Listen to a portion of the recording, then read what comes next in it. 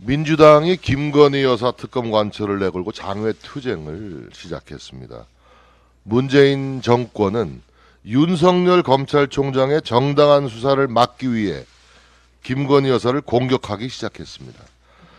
조국 추미애 법무부 장관이 탈탈 털었지만 아무런 범죄 사실을 입증하지 못했습니다. 민주당은 이재명 방탄을 위해 김건희 특검 도입을 목매어 외치기 시작했습니다. 대통령 영부인 스토킹 전문 정당으로 당 간판을 바꿔달 작정인 모양입니다. 지난 2월 3일 서울중앙지법은 조국 전 법무부 장관의 자녀 입시 비리와 청와대 감찰 무마 혐의를 유죄 판단하고 징역 2년을 선고했습니다. 서울법대 교수, 민정수석, 법무부 장관을 지낸 조국 씨가 쏟아낸 말들이 모두 거짓말이었음이 판명났습니다. 지난 대선이 문재인 정권의 위선적 내로남불에 대한 정치적 심판이었다면 이번 판결은 최종적인 사법부의 심판이었습니다. 민주당은 2월 4일 주말에 장외 집회를 열었습니다. 이재명 대표는 자신의 부정부패 수사를 정치 보복이라고 주장하고 있습니다. 뭐가 정치 보복입니까? 문재인 정권이 윤석열 검찰총장과 그 가족들에게 대해 자행했던 기획수사가 진짜 정치 보복입니다. 제가 문재인 정권의 도이치모터스 주가 조작 수사 관련 일지를 정리해 보았습니다. 추미애 법무부 장관 당시 2020년 11월 5일 윤석열 검찰총장 가족 사건이 서울지검 반부패 수사 제2부에 배당되었습니다. 윤석열 검찰총장이 조국 전 법무부 장관 일가의 비리를 밝혀내고 2020년 1월 청와대 울산시장 관련 하명 수사 의혹을 수사하고 2020년 11월 월성 원전 경제성 조작 관련 수사를 펼친 것에 대한 정치 보복이었습니다. 2021년 1월 취임한 박범계 법무부 장관 때 윤석열 총장과 가족에 대한 수사, 즉 정치 보복의 강도가 더 거세졌습니다. 윤석열 전 검찰총장이 국민의힘의 유력 대권 후보로 부상하자 문재인 정권은 2021년 7월 2일 서울중앙지검에 수사팀이 재편되는 등 정치보복의 고삐를 바짝 죄었습니다. 대선이 5개월도 남지 않은 2021년 11월 16일 도이치모터스 주가 조작 혐의로 권오수 전 도이치모터스 회장이 구속되었습니다. 문재인 정권은 2020년부터 거의 3년을 윤석열 검찰총장과 그 일가에게 정치 보복하기 위해서 샅샅이 뒤졌지만 김건희 여사의 혐의점을 입증하지 못했습니다. 다음 판넬 보시겠습니다. 민주당은 이번 2월 임시국회에서 도이치모터스 주가 조작 관련 김건희 여사 특검을 추진하겠다고 합니다.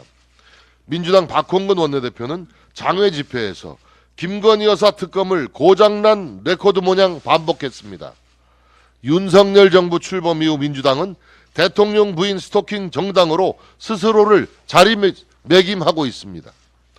윤석열 정부 100일이 갓 지난 2022년 8월 22일 민주당 소속 김용민 의원 등 12명이 김건희 여사 특검을 발의했습니다.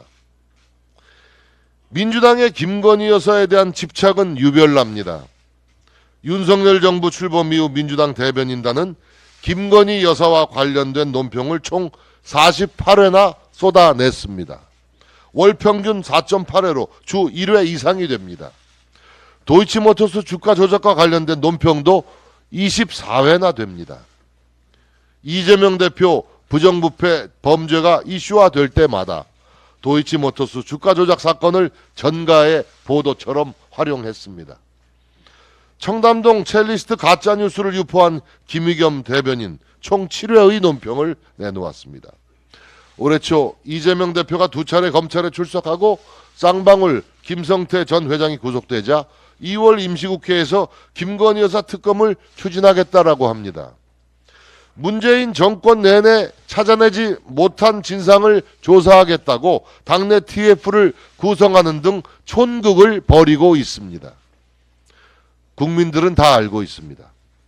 김건희 여사 특검 도입 주장은 이재명 대표의 부정부패 범죄를 흐리기 위한 정치적 물타기에 불과합니다.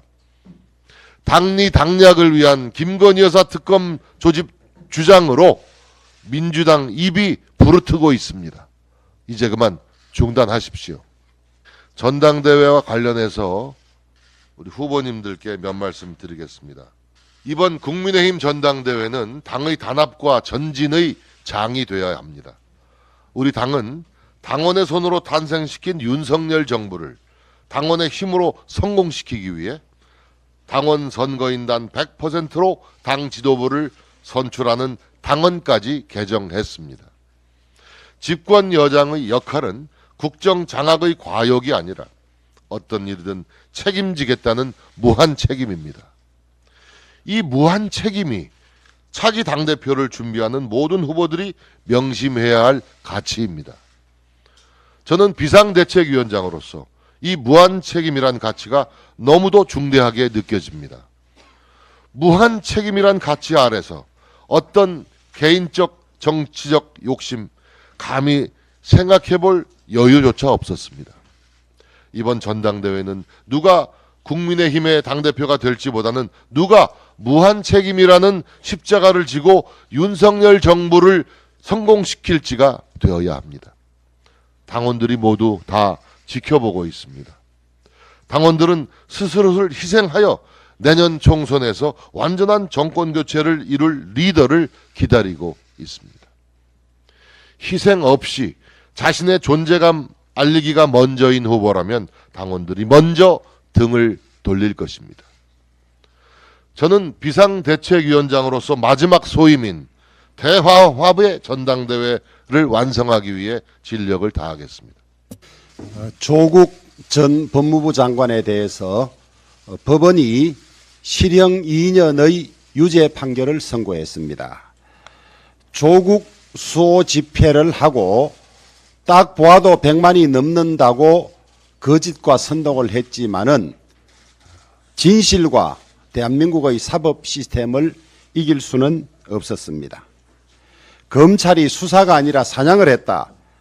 자신의 불법을 계속 부정한 조국 교수와 온갖 회개한 논리로 조국 교수를 옹호한 친문 인사들은 양심이 있다면 지금이라도 이 판결에 대해서 입장을 밝히고 국민들에게 사과해야 할 것입니다. 이미 혐의가 드러나기 시작했음에도 불구하고 조국 씨의 법무부 장관 임명을 강행했던 문재인 전 대통령께도 입장을 듣고 싶습니다. 또 하나 반드시 지적돼야 할 것은 그렇게 복잡할 것도 없는 이 사건 1심 판결이 무려 3년 2개월이나 걸렸다는 사실입니다. 지연된 정의는 정의가 아니라고 했습니다. 이 부정의의 가장 큰 책임은 김명수 대법원장과 김미리 부장판사에게 있습니다. 김명수 대법원장이 우리법 연구회 출신인 김미리 부장판사에게 이 사건을 맡기면서 재판은 납득할 수 없이 늘어졌습니다. 김미리 판사는 청와대의 울산시장 선거 개입 사건도 맡았는데 이 사건도 1년 3개월 동안 유무죄를 가리는 재판을 한 번도 열지 않았습니다. 재판 지연에 대한 여론이 높아지던 중에는 돌연 휴지까지 하면서 사보타지를 했습니다. 울산 사건은 아직도 1심 선고가 나오지 않았습니다. 그 사이에 공작으로 울산시장에 당선된 송초로 씨는 임기를 다 채우고 재출마까지 했습니다. 왜 재판이 터무니없이 늦어졌는지 관계자들 김명수 대법원장, 김미리 판사 이야기 좀 해보십시오. 우리 법사위에서도 이 재판이 늦어진 데 권력의 작용이 있었던 것인지 철저히 파헤쳐 줄 것을 부탁드립니다. 지난 4일 민주당이 2016년 이후 6년 만에 대규모 장외 집회를 열었습니다. 이재명 대표의 사법 절차가 착착 진행되니까 아주 다급했던 모양입니다. 장외 대규모 집회를 열 명분이 전혀 없습니다. 이날 민주당이 한 주장은 민생 파탄, 물가 폭탄, 김건희 여사 특검, 이상민 장관 탄핵 등입니다. 국회에서 맨날 하던 말이고 자신들이 169석을 가지고 있어서 국회에서도 할 수 있는 일인데 왜 장외로 나가는 것입니까? 이재명 방탄위회는 아무런 명분이 없으니 6년 만에 여는 장외 집회이고 총동원령을 내렸음에도 불구하고 불참한 민주당 의원이 70명이 넘는다고 합니다. 이 대표는 이재명을 짓밟아도 민생을 짓밟지는 말라, 이재명을 부숴도 민주주의는 훼손하지 말라고 했다고 합니다. 자신이 무슨 거룩한 순교자가 된 듯한 발언입니다. 국회와 정치 전체를 이재명 사법 리스크 방어라는 벌레골로 빨아들여서 정상적인 국정을 가로막고 있는 이재명 대표야말로 민생을 짓밟고 민주주의를 훼손하는 장본인입니다. 숫자로서 진실을 덮을 수는 없습니다. 조국 수호 집회, 조국 판결에서 큰 교훈을 얻기를 바랍니다. 한국경제연구원에서 올해 경제 성장률을 1.5%로 예측을 하며 기준 1.9%보다 0.4%가 하락 조정을 했습니다.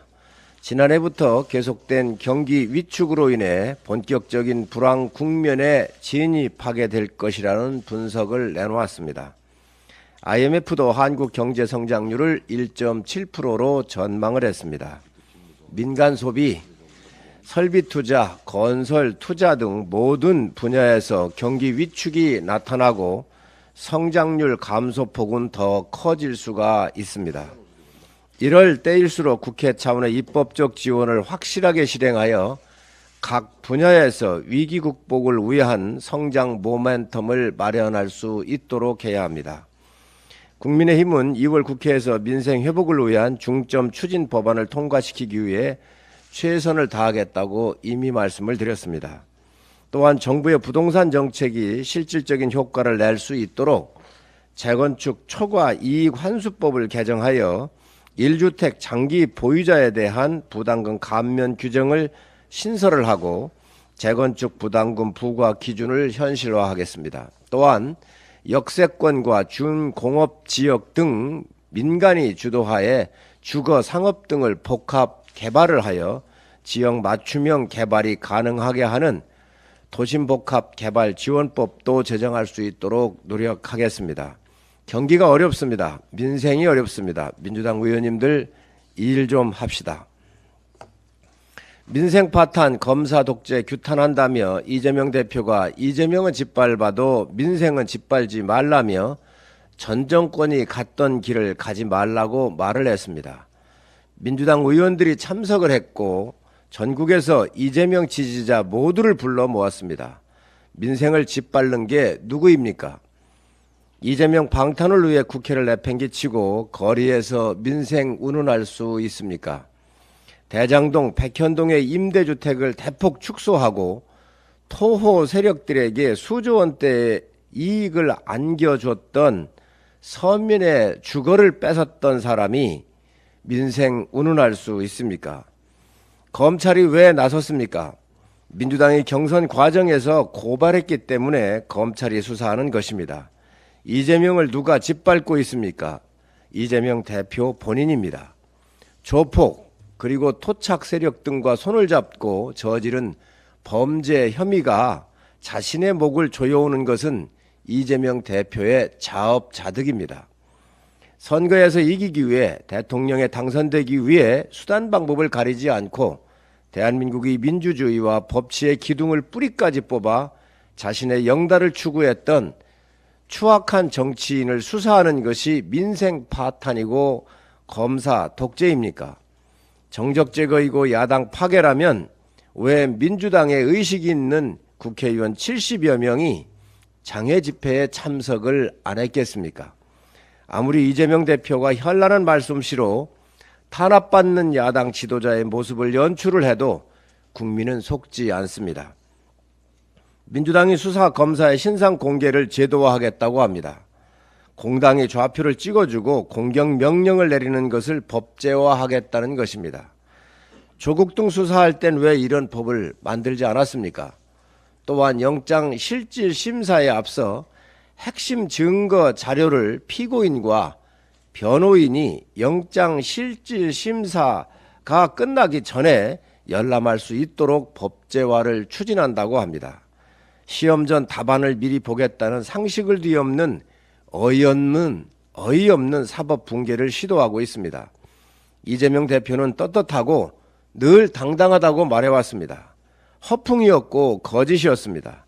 자신 있다면 당당하게 임하시기 바랍니다.